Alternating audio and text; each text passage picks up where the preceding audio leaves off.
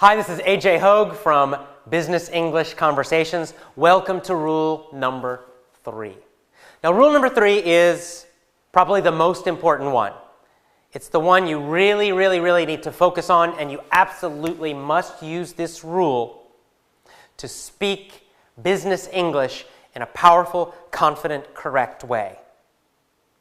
What is rule number 3? Simple.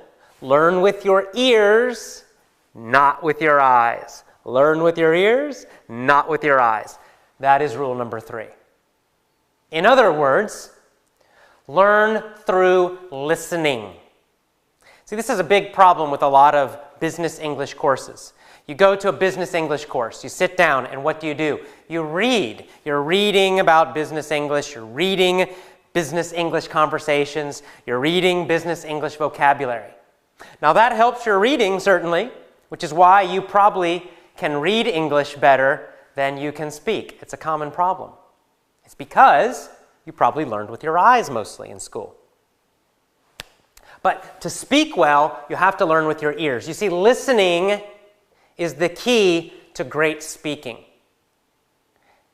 Think about this. It's very natural. Think of a small baby learning a language. Let's say a small American baby learning English.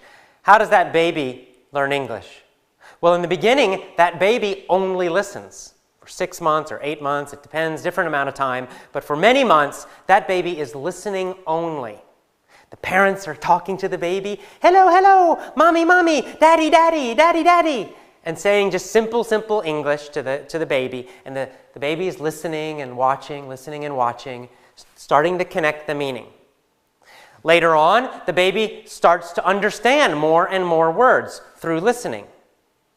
Eventually, the baby will begin to speak and use some of those words and some of those phrases. But here's the thing. The parents never actually teach speaking directly to the baby. They don't practice speaking with the baby, doing a lot of speaking lessons and communication activities, which is what English students do. No, the speaking just comes out naturally from the listening. Another thing we can see with babies and small children in general is that their listening is usually better than their speaking, for many years, in fact. So in other words, they understand more than they can say. A small child, a very small child, maybe they can understand very long, difficult sentences. But they can't quite use those sentences yet, maybe at the age of 1.5 or 2 years old, for example. That's totally natural. Eventually, the speaking will catch up, right? So the listening improves. As the listening improves, it pulls up the speaking. They both improve together. The listening pulls the speaking up. Speaking will always be behind listening. That's okay. It's natural. But to improve the speaking, you just improve listening more, and it will pull up the speaking. That's how it is done naturally. That's how children, babies, all over the world naturally learn to speak well, correctly. And that's how you need to learn in order to speak business English well and correctly. This is how you learn English in a more natural way. This is how you'll learn the grammar more naturally, how you'll learn vocabulary more naturally, pronunciation more naturally. Through listening, not reading. So, you need to focus your business English study on listening. Spend 80% of your study time listening. The other 20% you can focus on reading, that's fine. Or you can chat with people or whatever you want to do. Up to you.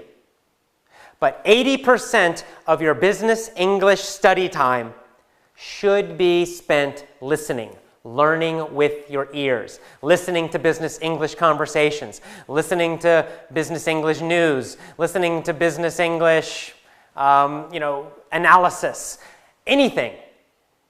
Just as long as it's business English, listen. Now, another key point about this is that what you listen to must be fairly easy for you.